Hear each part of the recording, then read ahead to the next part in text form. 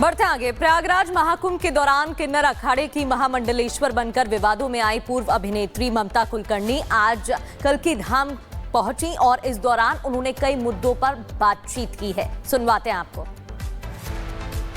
इस वक्त हम श्री कल्की धाम में मौजूद हैं और हमारे साथ ऐसी शख्सियत मौजूद है जिन्होंने अपनी अदाकारी से सभी को अपना दीवाना बनाया था और अब वैराग्य का जीवन जी रही हैं। और मेरे साथ मौजूद है ममता कुलकर्णी, या हम उन्हें कह सकते हैं यमाई ममता नंदगिरी आप, क्योंकि उन्होंने सीधे तौर पर जिस तरीके से सनातन को लेकर के जो अभियान छेड़ा है वो अपने आप में अनूठा है। सीधे बातचीत करते हैं।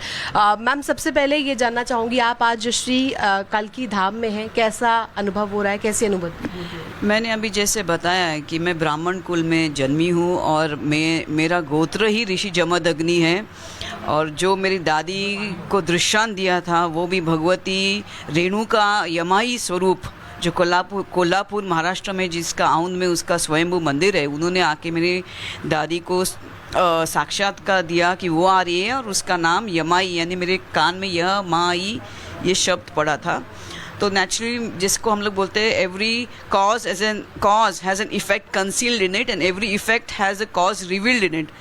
तो तब मैं जन्मी बिकॉज भगवती स्वयं मेरे अंश स्वरूप में ये, बिकॉज बार बार होते हैं, शक्ति बार बार आती है, शिव बार बार आते हैं, सब आते हैं, बस आपको समझ में नहीं आते, लेकिन वो कुछ अगर धर्म में दिखते हैं तो वो भी सब अंश ही होते हैं।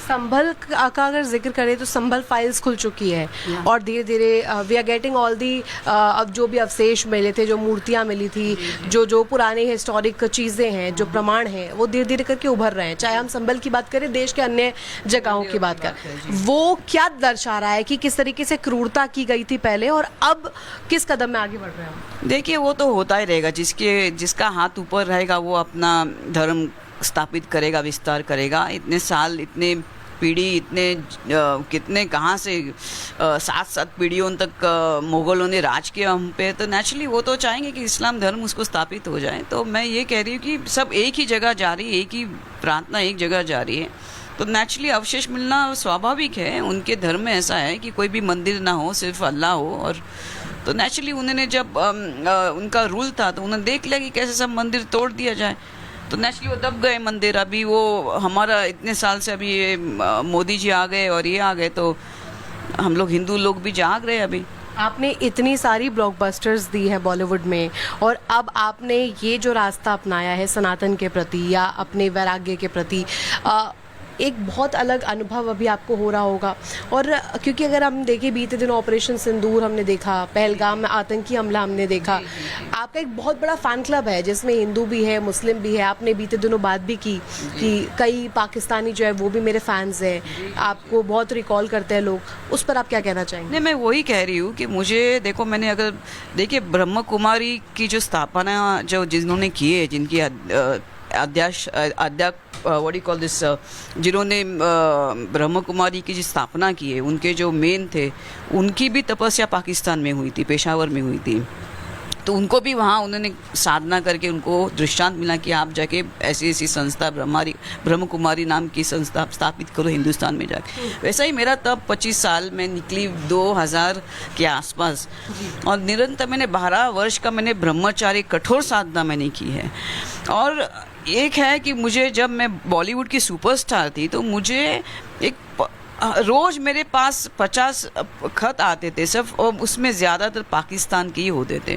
फिर मैंने मेरी तपोभूमि, मैंने बोला दुबई, 12 साल मैंने ऐसी तपस्या की, मुझे कहीं से कोई कष्ट नहीं दिया किसी ने मुझे वहाँ पे।